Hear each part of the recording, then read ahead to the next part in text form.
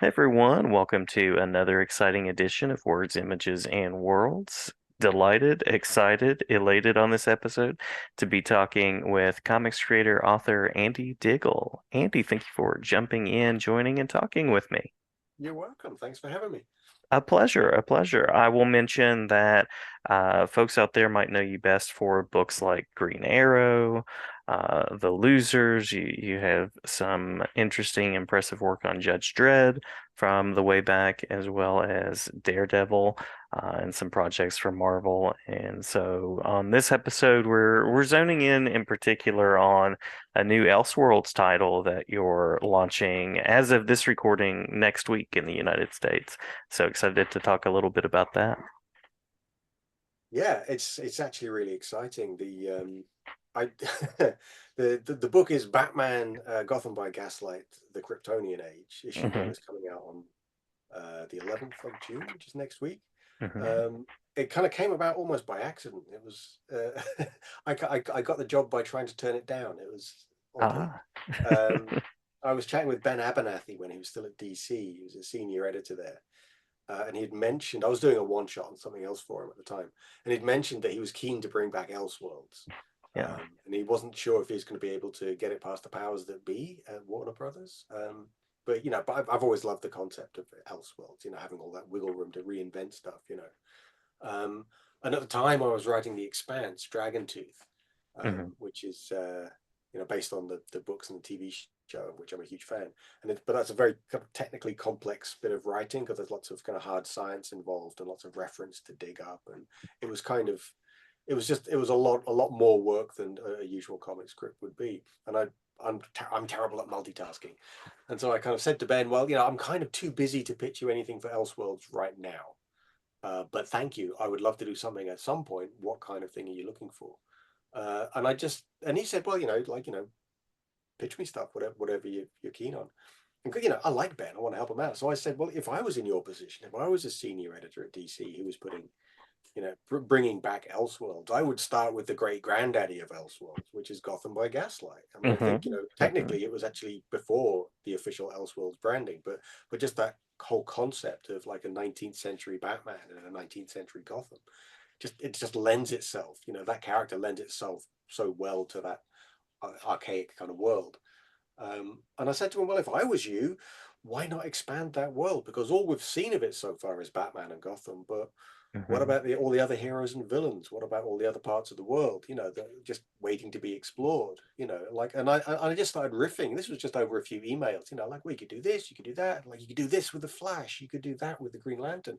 What if Wonder Woman was from XYZ, which I won't spoil? Hmm. Hmm. And this was just me kind of throwing him ideas to give to somebody else to go run with. But he got back to me and said, like, dude, this sounds amazing. You have to write this. And I was like, okay. I kind of realized at that point he was right because I realized I'd kind of inspired myself kind of by accident by kind of going off all these tangents with it.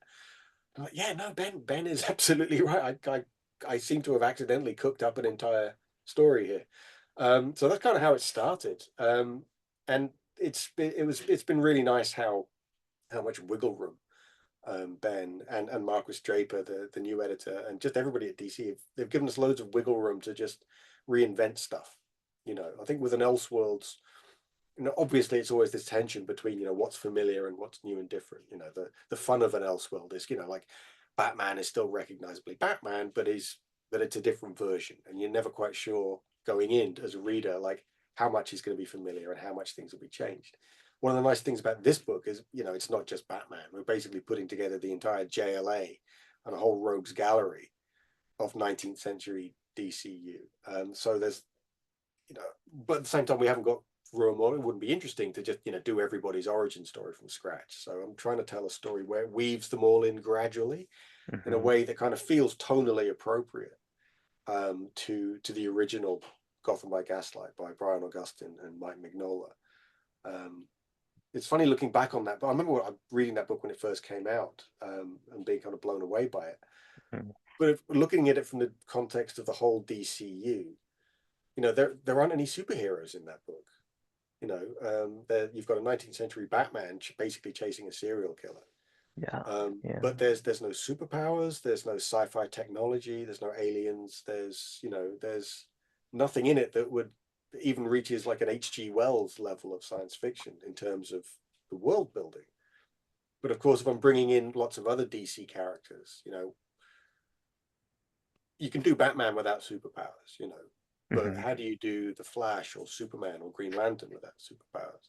So obviously we're bringing in the supernatural and the science fictional, but I'm trying to do that in a way that feels tonally appropriate to the original book, and also that not throwing the crazy sci-fi stuff at the reader all at once right at the beginning. You're gonna have to kind of, so I'm starting off fairly low key with a slow burn build to set the tone, and like hopefully being respectful to the original source material, and then it kind of gets crazier as it goes along, so that if that makes sense. I realize it's kind of a slightly rambly answer, but I felt that it, one of the reasons we called it the Kryptonian Age is because I wanted to tease readers with the idea that, well, does Krypton exist in this world? Does Superman exist in this world? Obviously it's right there in the title, but I'm hoping that we're presenting it in a way that it won't quite be the way readers might expect. It's not suddenly hitting them, Superman punching people through buildings in issue one kind of thing. It's more of a discovering a hidden world of the of the supernatural, the paranormal, whatever you want to call it, in a way that feels kind of tonally fitting to the, not just to the original Gotham by Gaslight, but also to all of the other literature of the period, like Jules Verne, H.G. Wells, whatever. So yeah, but in that regard, it's a lot of fun reinventing stuff in that world. Uh, yeah, and Leandro Fernandez is doing an amazing job bringing it all to life visually. I mean, just the level of detail in his work is mind-boggling. It's very easy to write in a script, like the warehouses outside Gotham Harbor kind of thing, Hmm. But when you see just that panel on the page, especially when it's colored by Dave Stewart or Matt Hollingsworth, it's kind of like, holy cow, it's so gorgeous. Every rope in the rigging of ships and stuff. It's really exciting seeing it all come to life. Yeah, I've seen just the first sort of glimpse, the preview pages that DC released, I guess this past week or two, but it looks really beautiful so far, and it's a six-issue arc, is that right? Yeah, it's kind of, well, it's two 6-issue arcs. It's 12. The Ah, story I'm wonderful. telling is a 12-issue story. It's all one big story that kind of, we multiple characters, but it gradually weaves together. But we're taking a pause in the middle. We decided even before issue one was out that we were going to have a little break in the middle, Hmm. um, Hmm. to allow readers to catch up who might have missed the early issues, and collect that as a trade paperback, in time for the release of the second half. So that, like, after issue 6, we'll collect it as a trade paperback, and then issue 7 comes out, just to make sure that everybody's kind of has time to get on board with the thing, And also it gives Leo, a bit more time to he's very keen, and I'm very supportive of his desire to take the time it needs to do it properly, Hmm. rather than just kind of crank it out, because it needs to look beautiful, and it needs to look like it's set in 1893. That kind of, there's a certain kind of level of detail that requires. Um, and yeah, and it's nice. It feels like like I say, I can't say enough about how accommodating DC have been. Like they're Hmm. just, we're getting to do it our way. And it's very satisfying. But yeah, like also very flattering that this is the launch book for the new Elseworlds line. Hmm. I Hmm. certainly didn't expect that when I was kind of like, I'm kind of busy right now. So yeah, I kind of want to do it, right. You know. Yeah, yeah. I'm a like you. I'm a reader of this series, this imprint, I guess, from the way back. So to see the flagship book be sort of this continuation and homage to Gotham by Gaslight is really nice sort of symmetry there. Yeah, yeah, it's flattering. It's funny, like looking back at the original Gotham by Gaslight now, how text heavy it is. Hmm. Like Hmm. I think it's comics generally have become a lot more kind of like filmic in their writing style over the past couple of decades, maybe.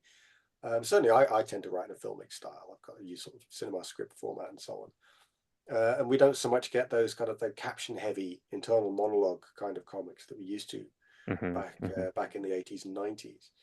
And a lot of the original the caption stuff is kind of diary and journal entries and this kind of stuff, and it's surprisingly text heavy. One of the things I've tried to do is a way of kind of making it feel like it's the same world but updating it for more modern readers, is to take that text and bring it into the dialogue rather than entirely in caption and so on. I think, Mm-hmm. to actually kind of explore like an old-fashioned manner of dialogue, which hopefully is fun, um, rather than have like, I mean, there are a few brief journal entries and so forth, but like make it feel more immediate, I think, and there's more action in it as well. But hopefully, certainly the first half of the first issue, we take our time to kind of really set the tone, Mm-hmm. and things move fairly slowly at first while you're wondering kind of where's Batman.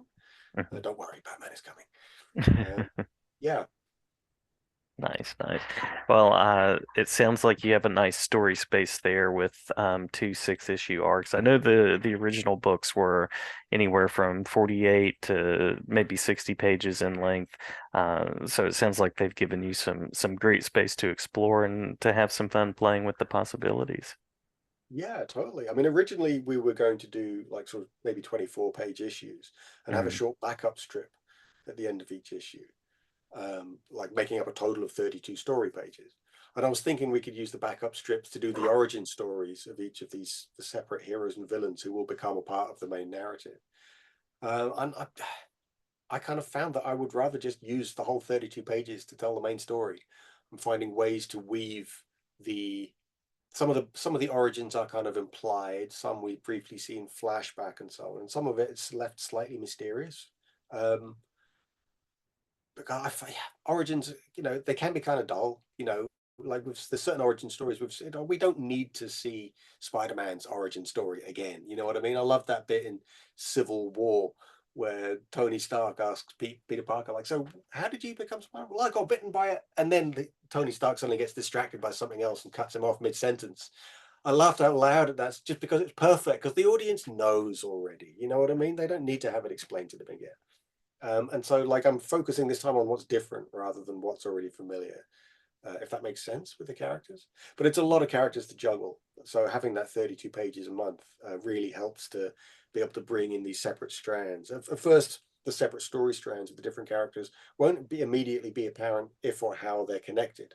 But as we work our way along, they'll gradually, the paths will start to cross and connect. And as the story builds, it begins fairly low key and builds as it goes along until eventually it becomes cosmic in scale, I think it's fair to say, which might Mm-hmm. not be what people might be expecting from the first issue. But yeah, like I say, but it wouldn't feel appropriate to start cosmic.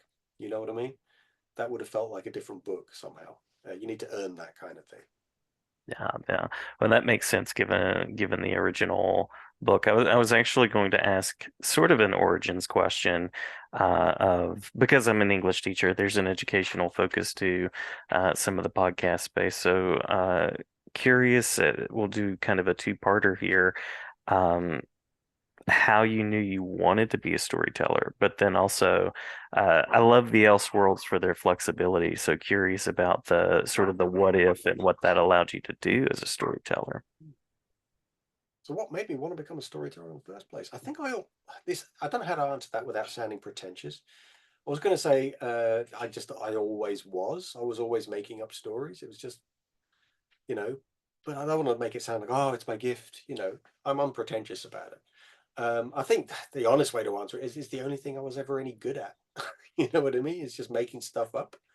But I enjoy telling a good story. I think I enjoy the reaction, um, of people enjoying the story. I enjoy the process. I enjoy the collaboration with artists and editors.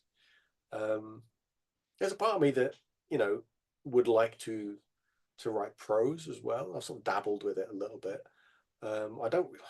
I still, I really would like to spend more time writing prose. But I'm incredibly slow with it because I'm so constantly doubting myself and second guessing everything. And I know that I should just splurge out a terrible zero draft first and then go back and fix it. I know that's what I should do, but maintaining that momentum I find really difficult. I'm trying. Um, yeah, I would like to. But no, to answer your question, yeah. So I guess I always was. Um, I remember back in school, like when our English teachers would ask us to write short stories for homework, the entire class would be like, "Oh no," and I'd be like, "Yes." because it was my favorite thing. I would really enjoy it, and I'd rattle through them. Funnily enough, writing was much easier back then because I didn't know what I didn't know. So I didn't keep doubting myself. I would just kind of, this is what happens. There's a certain kind of magic in being able to say that something impossible happens. And if you've written it, then there it is in black and white. It happened. And there's a way of kind of escaping reality. Um, so yeah, I can't imagine anything else I would rather do. I mean, I guess I've been asked before, like, if you weren't a writer, what would you be? And I think the answer I usually come up with is like investigative journalist or something like that. I like the kind of mystery solving, making connections aspect of putting something together. But that's actually very similar to storytelling in itself. I think it's a similar part of my brain that's at work there. Is who is it, like E.M. Forster, who said only connect? It's kind of like storytelling is about making connections, whether it's characters or emotions or themes and ideas, or simply events, whatever it is. And that's part of the joy of this book, Gotham by Gaslight, is having so many different disparate characters and themes, and even like we go to different countries and so on. Having enough little clues in there that the reader, hopefully, maybe you can't figure it out straight away, but can see, okay, well, this is clearly connected to that somehow. It's not entirely apparent how, but those. So if people's radar starts pinging on stuff like that, well, yes, that is deliberate because it is all connected, but it won't be apparent immediately. I've already forgotten what the second half of your question was. No, no worries, no worries. It was just the possibilities of Elseworlds. I've done a little bit of Yeah. writing about that too, and how there are those parts of characters that get to stay the same and parts that change. So, curious about what that sort of opened up for you. Yeah. It's funny, like when Ben first asked me about Elseworlds, do we have any ideas? Um, the immediate problem is, well, what hasn't been done? And when you approach an Elseworld, I immediately start thinking in terms of genre. Like, okay, well, you could do noir, or you could do a western, or you could do sword and sorcery, or whatever it is. And each time I started thinking of one of those kind of familiar niches, it just kind of like, yeah, but that's been done. Funnily enough, years back, I did pitch a like a fantasy version of Batman, and well, JLA really, to DC, but it never went anywhere. They kind of like got some editorial interest, and we went back and forth for a while, but eventually just kind of withered on the vine. But I really had this very strong, like Game of Thrones style Batman idea, like a like a sort of dark, gritty medieval fantasy, which I really like the idea of the Gotham Rogues Gallery being like the lords, like the Council of Lords of the land, Lord Cobblepot and Lady Kyle and all this kind of thing.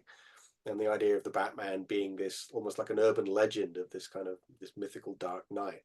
And that, I really wanted to do that, but I just couldn't get it off the ground. Um, but beyond that, like, it wasn't like I had a bunch of Elseworlds that I was burning to do.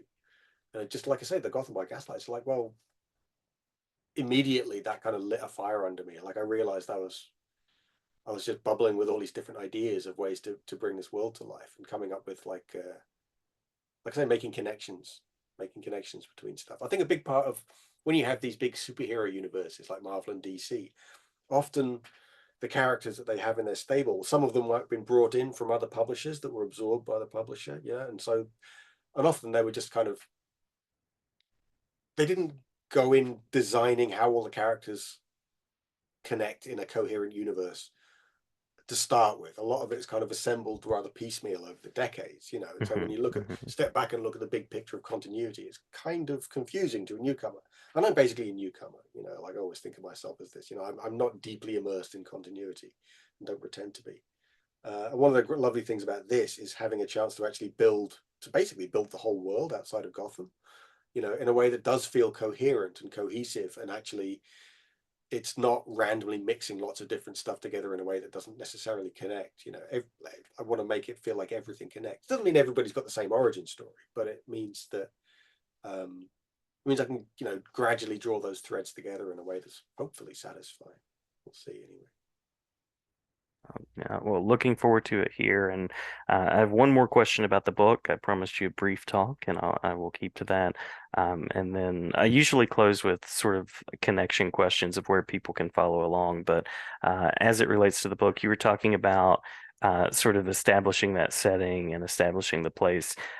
Looking at people like H.G. Wells, Jules Verne, were those places that you revisited? Any sort of research and revisit process that you went through as you were writing and have Not been so much writing? on the not so much on the fictional side. I didn't. I kind of like, I'm familiar enough with those classics and so on, that I didn't feel the need to necessarily go and revisit those. I did a lot of research on just genuine historical stuff. Just it doesn't have to be exactly accurate because a it's a comic book, b it's an alternative universe, it's an Elseworld, so it doesn't have to be exactly the same. But it was a lot of fun, and quite inspiring. Like the more research I did, the more connections I made, and that was really helpful. One of the things I was keen to do early on, I mean, one of the things that blows my mind is realizing how long ago it was that people started to figure out quantum mechanics in the real world. It's mind-boggling how smart these guys were, like working from such a humble knowledge base, compared to what we have now in physics. And it occurred to me, well, who the smartest guy in our DCU of 1893 is going to be Lex Luthor.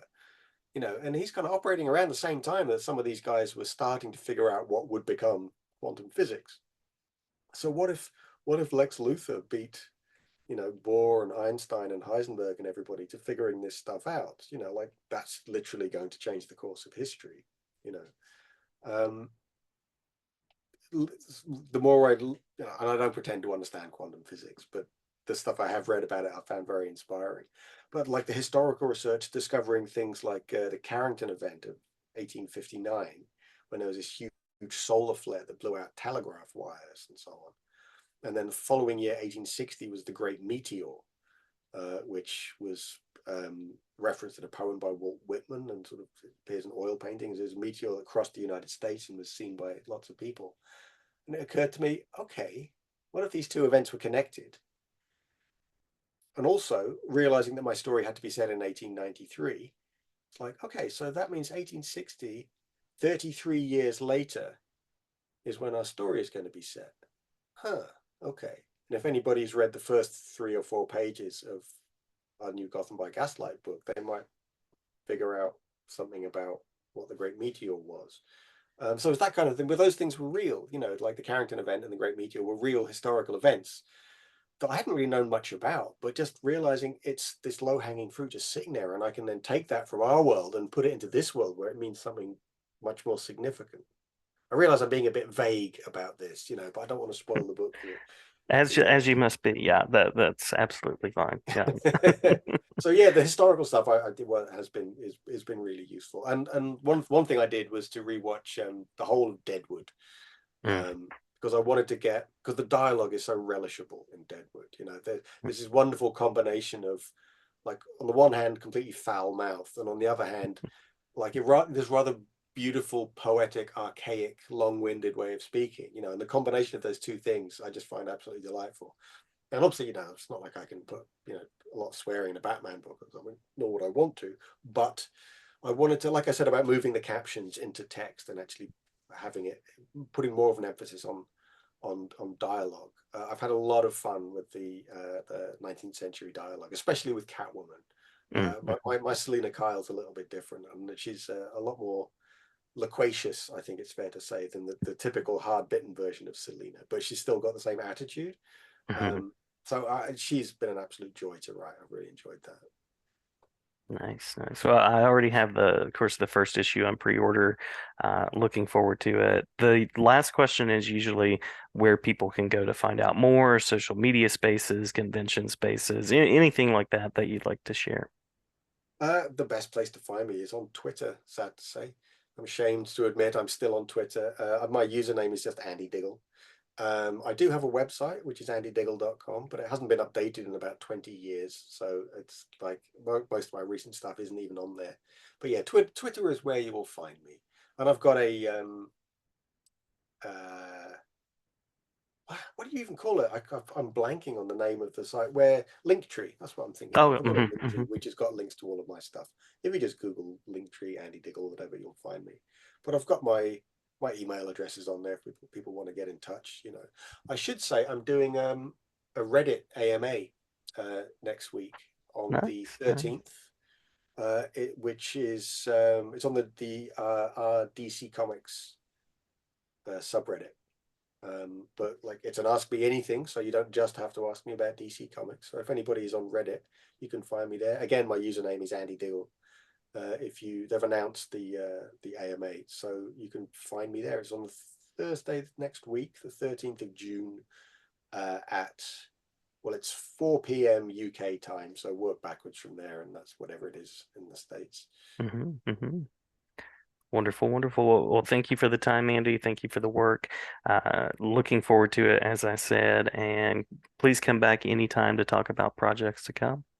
Be happy to. Thanks, man. Thank you so much.